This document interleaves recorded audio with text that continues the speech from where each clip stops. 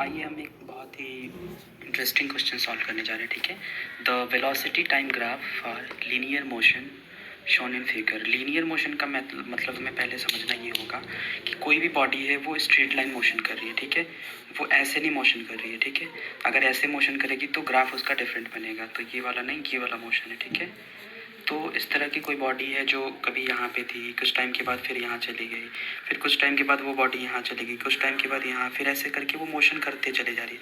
तो हम देख रहे हैं कि कहीं ना कहीं उसकी स्पीड में भी कुछ ना कुछ इंक्रीमेंट डिक्रीमेंट हो रहा होगा, और डिस्टेंस में भी हो रहा है। सपोज यहाँ पे वो 0 मीटर पे थी, यहाँ 1 मीटर, यहाँ 2 मीटर, यहाँ 3 मीटर, 4 मीटर, इस तरह से टाइम भी तो बढ़ रहा है। तो इसके लिए हम इस चीज़ को सॉल्व करने जा रहे हैं। ठीक है, तो आइए क्वेश्चन देखते हैं। Find the distance travelled. ठीक है, पहला क्वेश्चन है कि डिस्टेंस कितना कवर किया उसने। ठीक है, हमें ग्राफ दे रखा है क्वेश्चन में। दूसरा है find distance in between. Between को हम ऐसे नहीं लिखते हैं। ठीक है, एक्चुअली ये बोर्ड में इसको क्रॉस कर दिया जाता है, तो हम कोशिश करेंगे कि बिटवीन को हम पूरा फुली ऐसे लिखें। ठीक है, 5 सेकेंड एंड 40 सेकेंड। तो हमें डिस्टेंस इन 5 सेकेंड 40 सेकेंड के बीच में निकालना है। एक्सीलरेशन की बात करना है। एक्सीलरेशन में भी हम ऐसे शॉर्ट नोटेशन नहीं दिखाएंगे कभी भी बोर्ड में, वरना मार्क्स कट जाते हैं। इसे पूरा लिखेंगे। ठीक है, बिटवीन को भी हम पूरा लिखेंगे। 15 सेकेंड से 25 सेकेंड के बीच में हमें क्या बताना है, एक्सीलरेशन, और डिस्टेंस बताना है 5 to 40, और फाइंड द डिस्टेंस ट्रैवल। जब यहाँ पे ये बोल रहा है फाइंड द डिस्टेंस ट्रैवल, यानी कि पूरा डिस्टेंस उसने कितना ट्रैवल किया, हमें ये फाइंड आउट करना है। ठीक है, तो इस क्वेश्चन को करने से पहले सबसे पहले हम इस ग्राफ को देखते हैं, थोड़ा सा समझते हैं। ठीक है, तो क्या होता है ना, first of all we have to analyse the graph. ठीक है, कभी कभी क्वेश्चन में ये नहीं दिया हुआ होता है कि वो वेलोसिटी टाइम ग्राफ है या फिर स्पीड टाइम ग्राफ है, एक्सीलरेशन टाइम, कुछ भी दे सकता है। ठीक है, तो वो हमें देखना होता है कि यहाँ पे वो लिख देता है। देखिए यहाँ पे इसने वेलोसिटी लिख रखा है, ये यूनिट है मीटर पर सेकेंड। यहाँ पे देखो टाइम, यहाँ पे सेकेंड में इसने मेजरमेंट लिख रखा, तो हम यहाँ समझ गए कि ये वेलोसिटी टाइम ग्राफ है। ठीक है, तो इसमें सबसे पहला जो हमारा टास्क ये था कि हमें इस क्वेश्चन में हमारा टास्क ये था कि हमें डिस्टेंस ट्रैवल निकालना था। ठीक है, तो ये हमें हमेशा याद रखना है कि ये एक तरह से ये हमारे ब्रेन में हमेशा हमेशा स्टोर होना चाहिए। ठीक है, वो क्या है, रिमेंबर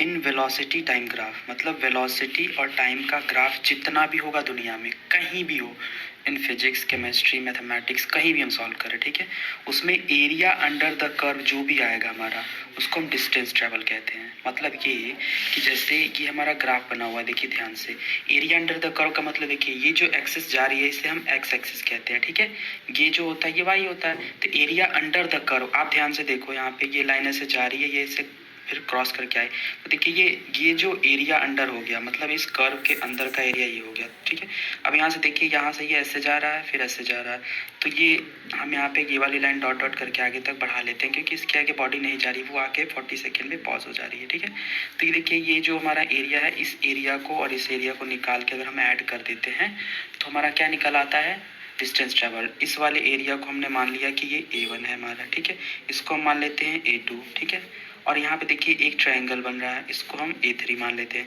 अब यहाँ पे फोर्थ पोर्शन में हम देखें, हम चाहें तो यहाँ पे एक स्क्वायर और एक ट्रायंगल मान सकते हैं, या फिर हम यहाँ पे देखिए, यहाँ पे एक ट्रेपेजियम है।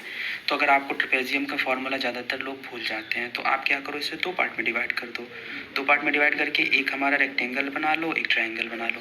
तो यहाँ रेक्टेंगल का एरिया, इसको मान लिया A4 है, इसको मान लिया A5 है। हम दोनों तरीके से देख सकते हैं। ठीक है, ट्रेपेजियम से भी सॉल्व करेंगे और ये ऐसे पार्ट वाइज, दोनों आंसर सेम आएगा, इसमें कोई फर्क नहीं पड़ने वाला। ठीक है, आइए तो हम सॉल्व करते हैं। यहाँ पे इसको हमने A1 क्या रखा है, इसको A2, ये A3, A4, A5। ठीक है, तो यहाँ पे अब देखिए ध्यान से, जो एरिया ऑफ ट्रायंगल होता है, ठीक है, यहाँ पे अब हम थोड़ा सा समझते हैं। A1 हमें निकालना है। ठीक है, एरिया ऑफ ट्रायंगल क्या होता है, हाफ बेस इंटू हाइट। ठीक है, तो बेस हम किसे कहते हैं, ये जो पोर्शन होता है हमारा, ये वाला पोर्शन, इसे हम बेस कहते हैं। कि हाइट होता है, ठीक है, कि हाइपोटेन्यूज होता है, ये सबको पता है। ठीक है, तो ये हमारा बेस हुआ, ये हाइट होगा। तो बेस की डिस्टेंस देखिए कितनी है, 5, 10, 15, यानी कि सेकेंड्स में, यानी कि 1/2, बेस कितना है 15, और हाइट देखिए ध्यान से 1, 2, 3, यानी कि 3। तो इसको जब सॉल्व करेंगे तो कितना हो जाएगा, 15 3 45/2। तो ये हमारा A1 आ गया, इसको इक्वेशन 1 मान लेंगे।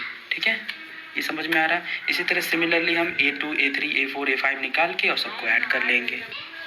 सिमिलरली हम A2 निकालते हैं। ठीक है, A2 निकालने के लिए हमने क्या किया, हाफ बेस देखिए इसका ये है, आप चाहो तो इसे बेस बना लो। फिर इसको ऐसे पकड़ना होगा, ठीक है। ऐसे अगर पकड़ रहे हो तो बेस हमारा क्या हो जाएगा, ये होगा, ये हाइट हो जाएगी। लेकिन हमें अगर ऐसे ही सॉल्व करना है तो आप इसे बेस कह लो, ये इसकी हाइट कह लो।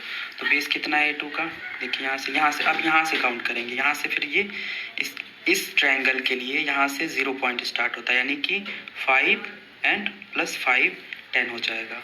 देखिए यहाँ भी ये 10 पे था ना, ध्यान से आप देखो 15 पे था, सॉरी 15 में 5 ऐड किया 20, फिर 5 ऐड किया 25, यानी कि यहाँ से यहाँ तक हमने कितना ऐड किया तो 25 आया। 10 ऐड किया तो यानी कि इसका जो बेस हुआ वो सिर्फ 10 हुआ इनटू, अब इसकी हाइट हमने देख रखी है कितनी 3, इसको 10 3 ज़ा 30/2, ये हमारा इक्वेशन सेकेंड मान लेते हैं। A3 हमारा अगर निकाल रहे हैं तो A3 में हमारा देखिए ध्यान से, ये हमारा बेस है, ये इसका हाइट है, तो बेस हमारी देखिए ध्यान से कितना है। अब देखिए ये ट्रायंगल यहाँ से स्टार्ट हो रहा है, इसलिए यहीं से मेजरमेंट लेंगे। तो 25 में कितना ऐड किया कि 30 आ गया 5, तो हाफ बेस कितना है 5 इंटू हाइट कितना है हमारा 2, ठीक है। 5 2 ज़ा 10/2, ठीक है। अब हम आप यहाँ पे A4 निकालते हैं। A4 के लिए देखिए ध्यान से, ये एक हमारा रेक्टेंगल दिख रहा है, रेक्टेंगल का क्या होता है, एरिया क्या होता है, लेंथ इंटू ब्रेथ, सिंपल।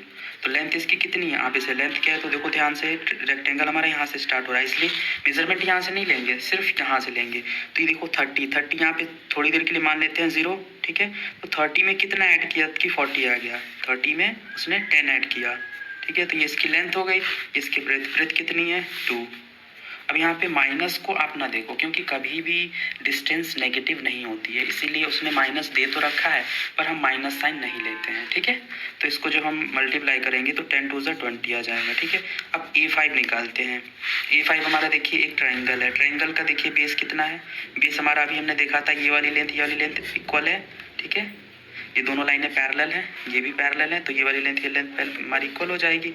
तो ये कितना है हमारा, बेस 10 है, 1/2 इंटू बेस इंटू हाइट इसकी कितनी है, ध्यान से आप देखो यहाँ पे, यहाँ से स्टार्ट करेंगे। देखिए ट्रायंगल हमारा यहाँ से है ना, तो ये हमारा 0 पॉइंट हो गया, यानी कि हमें बस ये वाली लेंथ चाहिए। तो या तो आप इस पूरे में से इतना सब्ट्रैक्ट कर लो, या फिर यहाँ पे फिंगर को रखो और देखो 2 में कितना ऐड किया कि 4 आया, तो 2 में 2 ऐड किया तो 4 आया, तो आप 2 लिख लो, ठीक है। तो यहाँ पे सॉल्व करो, 10 2 ज़ा 20/2। देखिए अब हमने A1 निकाल रखा था, A1 हमारा कितना आया था, A1 हम यहाँ से कॉपी कर लेते हैं 45.2, ठीक है। अब यहाँ पे हम इन सबको ऐड कर लेते हैं, जो हमारा A टोटल आ जाएगा।